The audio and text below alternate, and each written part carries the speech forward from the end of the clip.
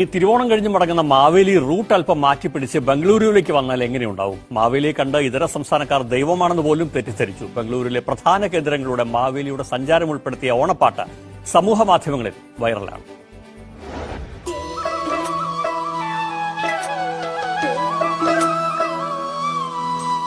മാവേലി രാജനെ നമ്മ നാട്ടിലെ ഓളമൊന്നു കണ്ടോ, പൂക്കളം പൂവുകൾ താളവും കേട്ട് മേളമൊന്നു തേടി എന്നൂരിലെ.